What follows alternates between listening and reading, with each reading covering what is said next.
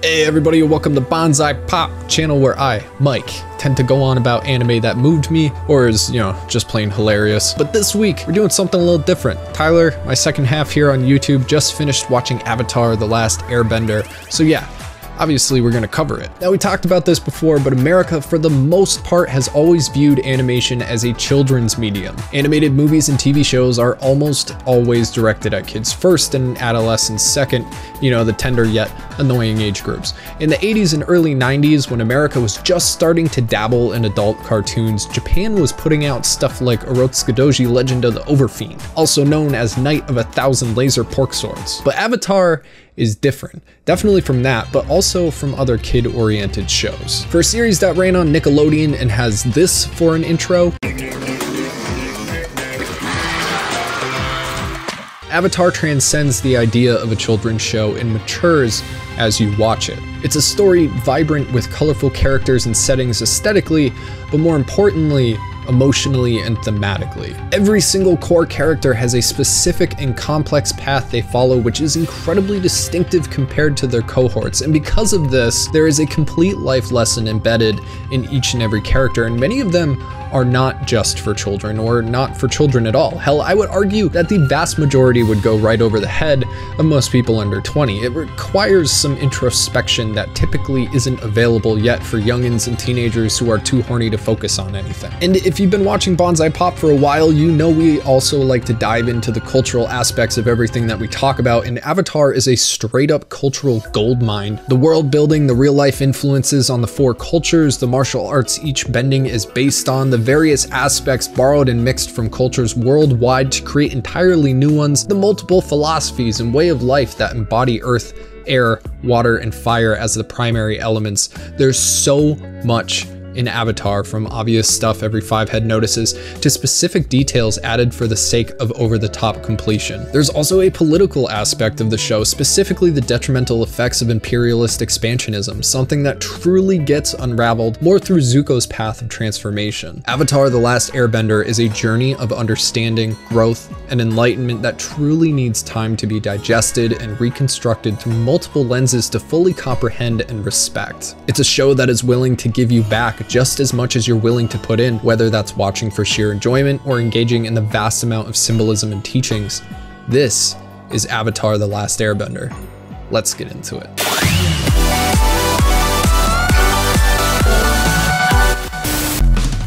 Hey everybody, big announcement. Tyler and I just started another bonsai adventure with our brand new podcast, the Bonsai Popcast. After over a year of doing Patreon-only pods, which we still do, we've made a show and taken it public.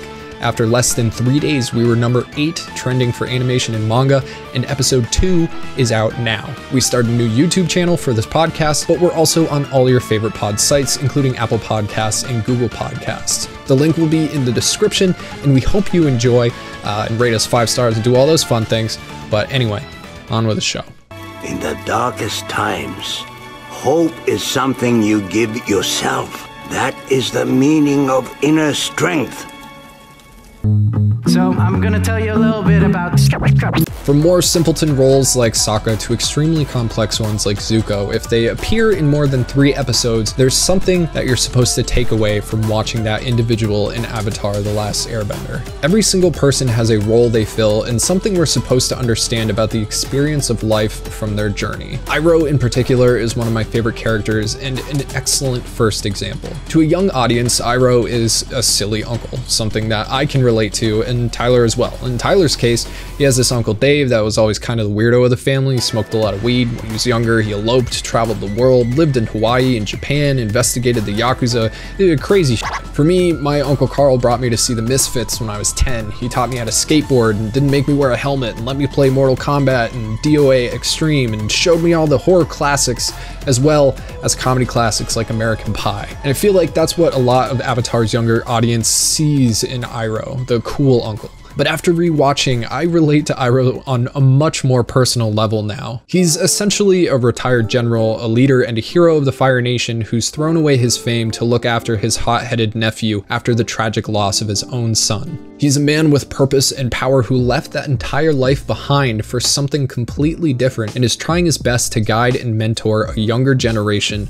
on the right path, while also traveling a new path himself. The absolute happiness and contentment Iroh finds in owning and running a tea shop is something that I thoroughly understand and envy. He's finally found his calling and what truly makes him happy, and it's not just being some great hero or general to the Fire Nation, Dragon of the West, or whatever. It's just making people tea. There's something undeniably powerful about giving up what you've known all of your life, fame, glory, and power, to do something that you truly love. And I've talked about the journey both Tyler and I have made on YouTube, which is a 6-year and counting struggle to find that place of acceptance and happiness, which Iroh has found in his tea shop. And I honestly believe we're finally getting to that place with this channel, especially thanks to our patrons who we count among our friends, and other people on YouTube that we've met along the way and befriended as well. Now, on the opposite side of the spectrum, you have the main character, arguably Aang, literally a century-old preteen. He was ripped from his time, and coming into the modern era,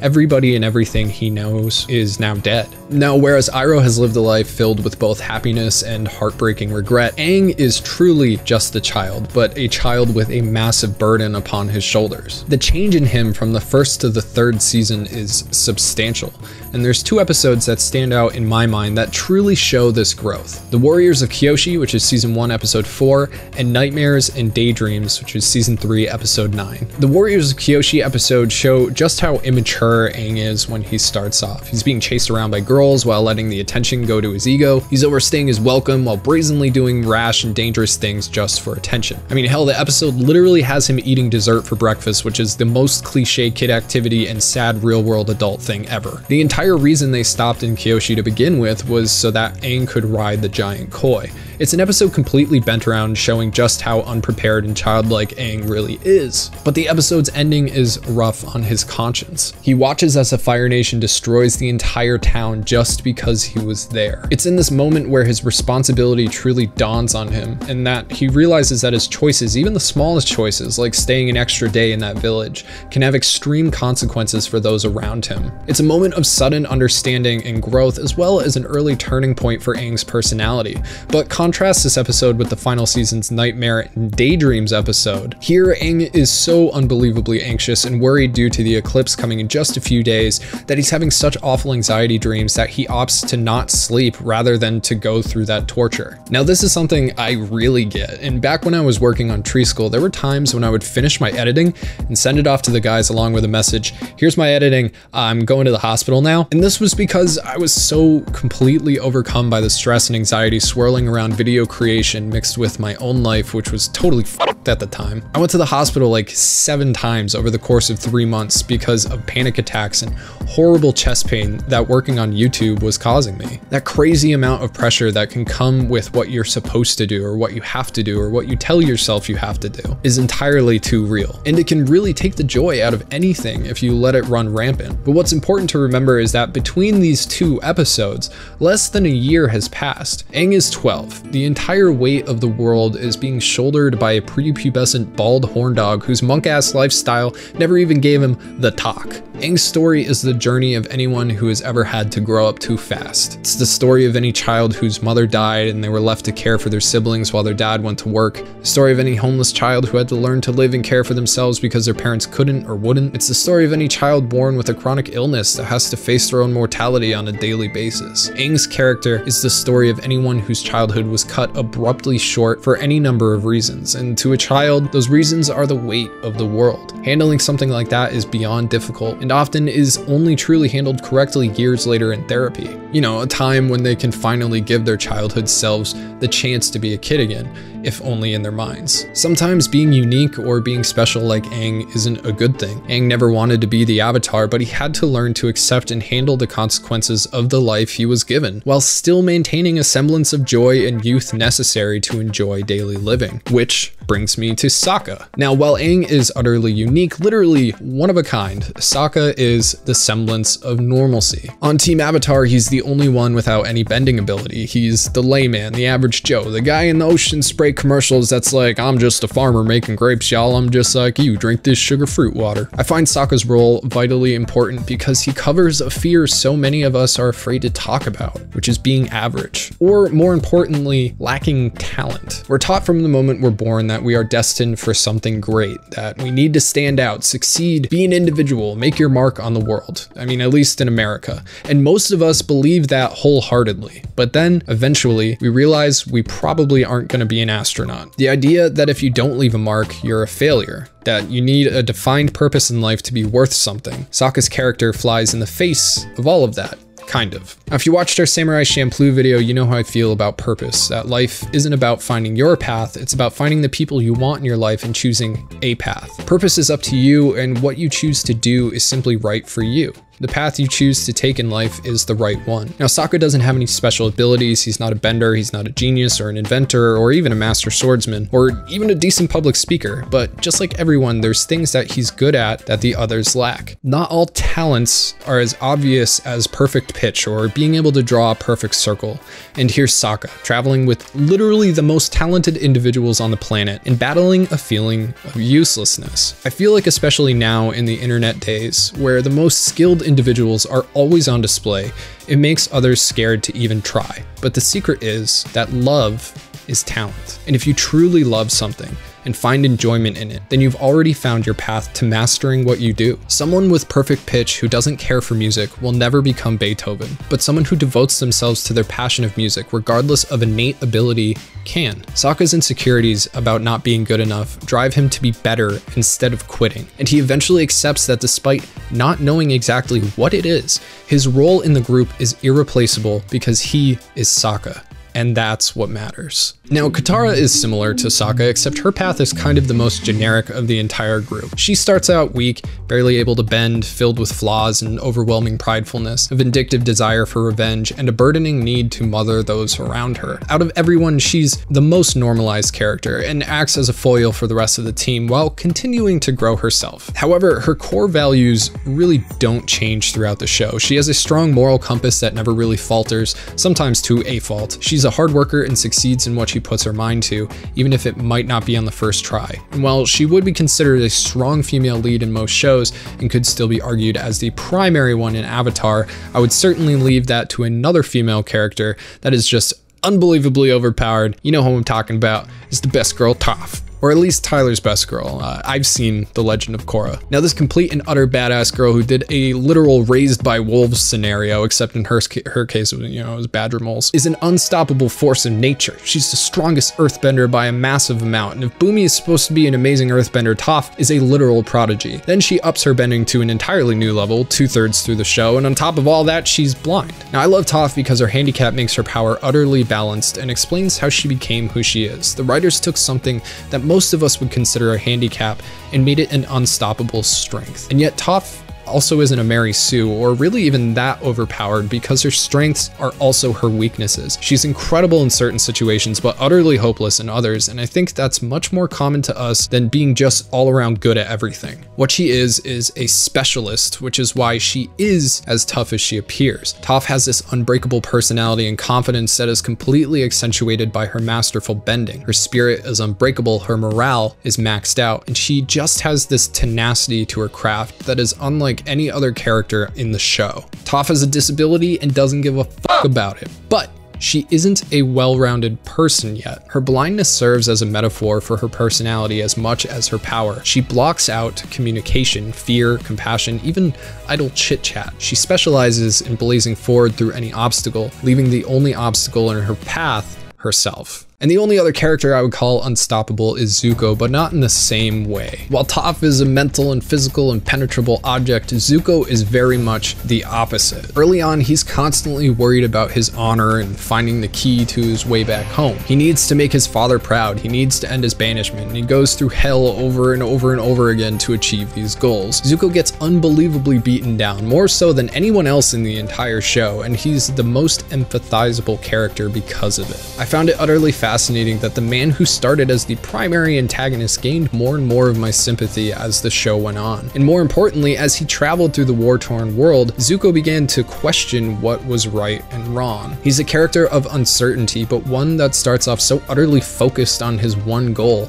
that it nearly destroys him multiple times. Yet through the hardship and losses he endures, he matures, becomes more worldly, and begins to question what he thought he knew. We're gonna come back to Zuko questioning reality in a bit, but what we see from Zuko more than any other character is transformation and a journey to find oneself. Zuko continues to build these two established versions of himself in his mind, one as the Fire Lord's loyal son, and the other just Zuko, who he truly is. The constant clashing between these two ideals is often brought into dialogue by Iroh, giving words to the battle in Zuko's mind and pushing him to be the version of himself he truly wants to be, not just to follow a torturous and arbitrary destiny bound by a concept of honor. However, the choice isn't so easy in Zuko's head. Not only do we see him struggle to acknowledge his own unhappiness, but we watch him struggle to untie the mental knots that bind him to the wall of his own culture. We watch as his choices to chase Aang constantly drag him into worse and worse situations.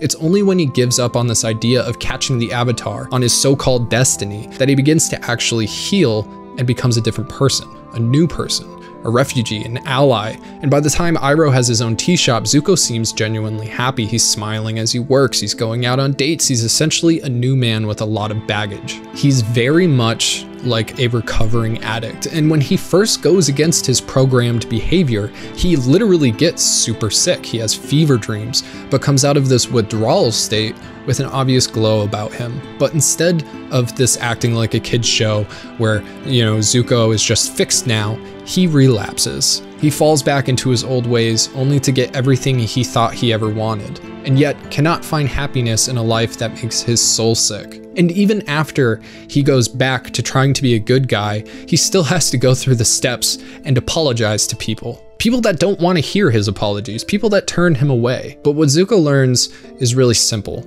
A destiny or a purpose or whatever you want to call it will never be yours when it's given to you by someone else. It took Zuko years to realize that he had to make his own decision about what he wanted for his life if he was ever to be happy. In a sense, he had never grown up, because growing up means opening your eyes to the facade of perfection. Nobody is perfect, nothing is perfect, especially not your own parents. No government is perfect, no dream is perfect. Everything is very fragile and flawed, including yourself. And once we realize this and get over the earth-shattering existential crisis that comes with it, we are finally free to choose which structure to stand beneath as one of many, many pillars of support.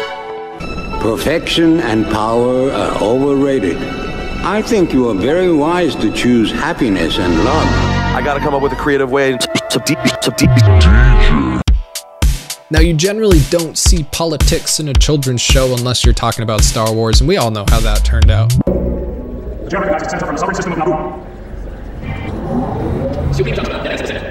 The Penalty has occurred, which started right here with the taxation of trade routes, and is now engulfed our entire planet in the oppression of the Trade Federation. This is no witness. I object to the Senator statements. The chair is not recognized Senator from the Trade Federation at this time. To state allegations, I present Green Admiral, recently elected ruler of the Naboo, who speaks on behalf. Why do you, this is exasperating. But here's the thing. Politics are generally boring. However, Avatar handles politics exceptionally well. And from the get-go, there's factions within the Fire Nation working against each other for the political perks of capturing the Avatar, but it only expands from there. And of all these societies, I find the politics at play in the Earth Kingdom, specifically Ba Sing Se, to be the most captivating. The city is considered the last free city, as well as the capital of the Earth Kingdom, and the one place civilians are safe against the Fire Nation. In a way, it's almost a direct comparison to America, the so-called land of the free. Yet once Aang and crew get inside its massive walls, the truth is anything but. In an almost Orwellian-style coup, the war being waged over the last 100 years is completely taboo to talk about. There's a secret police called the ATLA to enforce this silence, going so far as to torture and brainwash those who speak about the war. Meanwhile, the king's most trusted advisor has usurped all real power from the throne and keeps the Earth King in the dark about the war raging outside their borders. I think Ba Sing Se's political atmosphere really drives home the idea that what you see isn't always the truth, just like the American dream isn't really as simple as just coming here and starting a new life. The mask doesn't show what's hidden underneath, and in Ba Sing Se's case, what's hidden is an oppressive regime that controls its people with an iron fist while upholding a figurehead king as a tool to maintain and pool power. It's an illusion of freedom that is symbolically shown to be barred and trapped by Ba Sing Se's multiple levels of walls. And speaking of illusions, let's talk about the Fire Nation. So late in the show, we get to watch as Roku kind of messes everything up by not saving the world and dying. But before that, he stops his buddy Fire Lord Sozin from attempting to spread his Christmas cheer to the entire world. Now, Sozin thought that the Fire Nation was all that, and like every imperialistic society, he thought we can share our prosperity with the world, you know, as long as they submit to our iron rule. And surprise, surprise, most people don't want to adopt other societies' customs because they have their own tried and true methods of life. So instead of bringing peace and prosperity to the world as Sozin intended, he instead carved a century-long war, leaving thousands dead and displaced, including a complete genocide of the Airbenders, you know, minus Aang. Avatar's story is a showcase of imperialistic expansion and the extremely dangerous pitfalls that come with it, but this isn't anything new. Our world's history is splattered in blood by countries who opted to do the same. Romans, Americans, English, Mongols, Dutch, Portuguese, Spanish. There's a long list of civilizations that thought they knew what was best for everyone, and spoiler alert, they didn't. However, without explicitly stating it, Avatar works in how war actually happens. And it's in a way where a kid can still go, okay, Fire Nation bad, whereas an adult gets to go, wow. See, the first step to starting a war is creating an enemy. And ironically, we're all human. We all feel the same feelings and hurt the same way. We all want the same things, peace. So in order to convince your citizens to kill other people, you need to take that understanding away. You need to make the other seem less human, inferior, stupid, or so different that your culture and theirs could never see eye to eye and could never exist together. And as Zuko travels, he sees the impact that the Fire Nation has, and the image of the world he'd mentally created is shattered. People are tired and homeless and hungry or injured, just trying to survive, and it's completely the Fire Nation's fault. This is heavily contrasted by Aang's time in the Fire Nation school.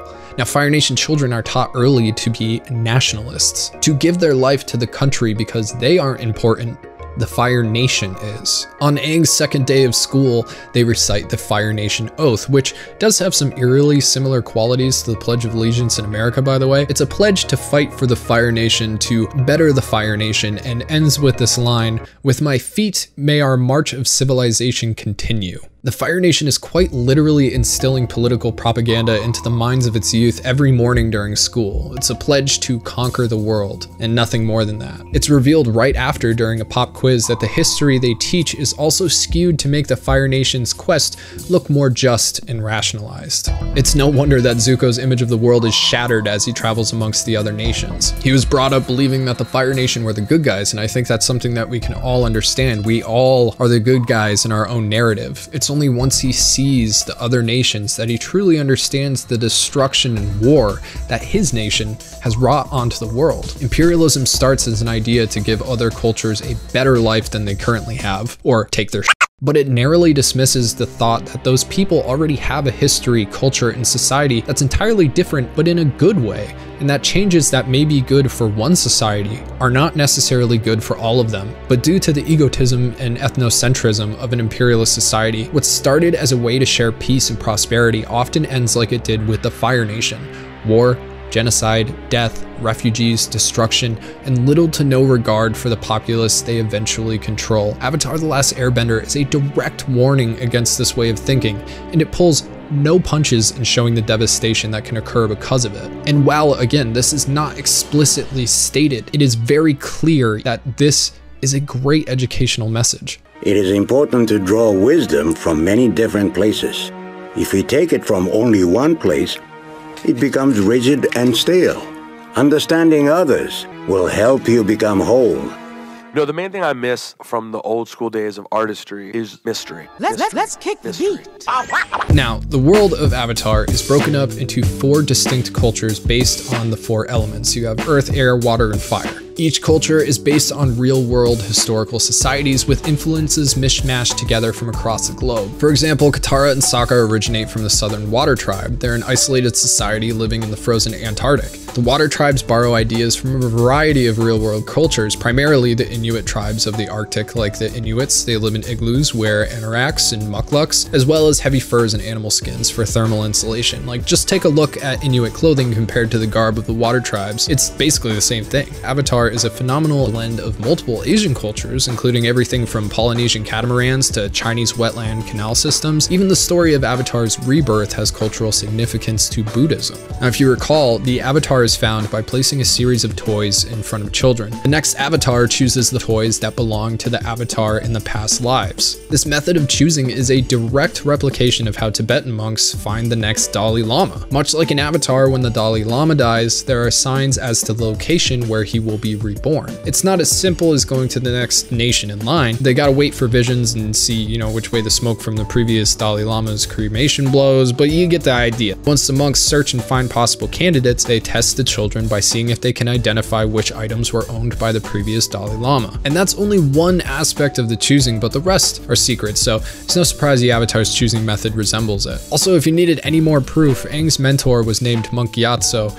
and his son is Tenzin. The current Dalai Lama's name is Tenzin Gyatso, so yeah, it's kind of a confirmed influence. The air nomads are primarily based on Tibetan tribes and Shaolin monks. There's also tons of notable similarities with Hinduism and Buddhism. Just as an example, vegetarianism is quite common in both faiths. Multiple times Aang speaks up about being a vegetarian, plus we never see anyone in the air temples eat anything besides fruit and vegetables. While all 4 bending styles are based on Chinese martial arts, airbending is specifically derived from Bagua. It's a martial art method based on the idea of continuously changing in response to the situation at hand, hence making it a primarily defensive martial art.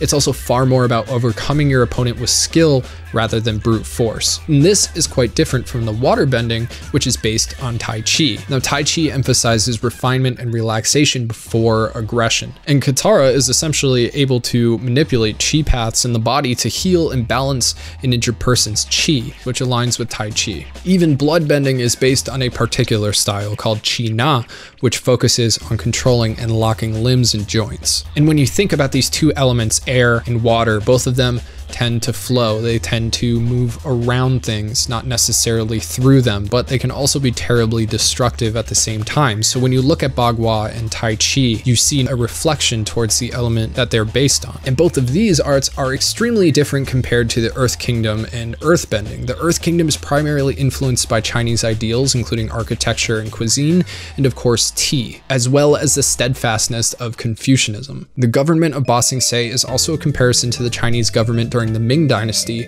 where there was harsh control of information and propaganda, as well as a secret police that maintained total control of the populace. That being said, the small island of Kyoshi is aesthetically influenced by Japanese culture. It's probably obvious just from the Kyoshi warriors' face makeup, but there's also Japanese architecture on Kyoshi Island as well. And perhaps the most obvious comparison between the Earth Kingdom and China is the Great Walls. Obviously, China's got 1, Ba Sing Se has 2, but the symbolism is definitely there. And as you might expect, Earthbending is based on Hongar, a martial arts technique that emphasizes powerful strikes and firmly rooted stances. Toph in particular actually uses a unique earthbending style based on Chugar, southern praying mantis. This style has the same rooted stance and powerful strikes, but focuses on close range attacks and keeping the feet on the ground or close to it, which makes sense considering those smelly little dirty things are basically her eyes. Now, for the most part, the Fire Nation is harder to pin down a direct comparison to a real culture. It's kind of a mishmash of multiple cultures ranging all across Asia, but I also feel like that makes a ton of sense considering the fact that we're 100 years into a war of expansion. There should be a mishmash of culture in the Fire Nation. However, the Fire Nation uniforms are entirely based on ancient Chinese military uniforms. Many of their weapons also originate from ancient China. However, what stands out to me most is the similarities in the Fire Nation's imperialist propaganda compared to Japan's World War II ideology. In Britain, you say, God save the king. With the help of God, the king can govern. If he does not obey God's will, the people have the right to cut him down. But in Japan, we believe you should die for the sake of the emperor, so no one can disobey an order to die for him.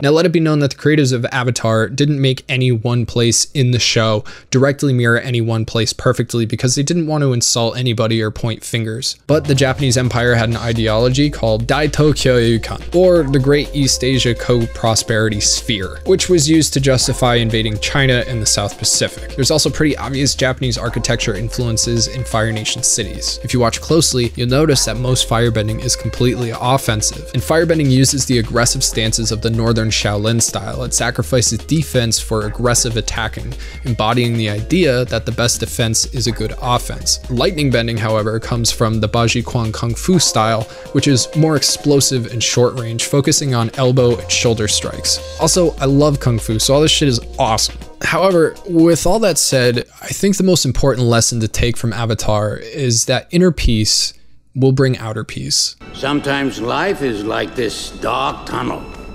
You can't always see the light at the end of the tunnel, but if you just keep moving, you will come to a better place.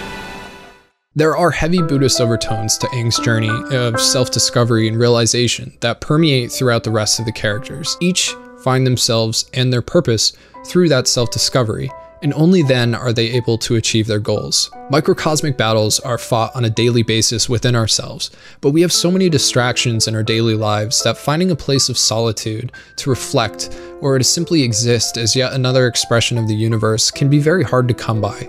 But if you take away anything from this, it's that I hope that you find and take advantage of those moments.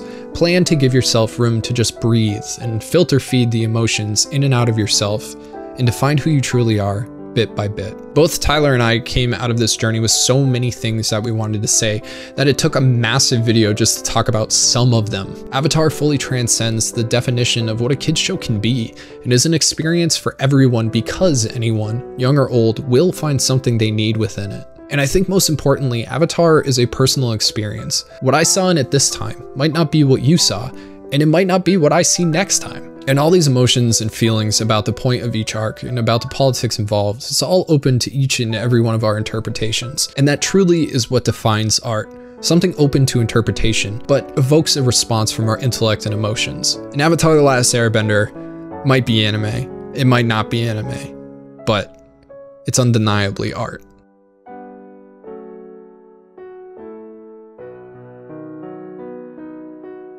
Hey, what's going on everybody? It's Mike, it's me, Mike. Uncle Derek's gonna love that one. Anyway, thank you all so much for watching through our entire video on Avatar. I know this is a little bit different from what we normally do, but I hope that you enjoyed it just as much as everything else. And if this is your first video, I definitely recommend checking out some of our other videos, because I guarantee that you're gonna like those as well. Now, obviously we had a big announcement at the beginning of the show, but it's been a long time since then, so again, we got a brand new podcast, and that's a very cool thing. It allows Tyler and I to be able to interact with you guys on a different kind of level, whereas this is a show, you know, it's kind of like a production.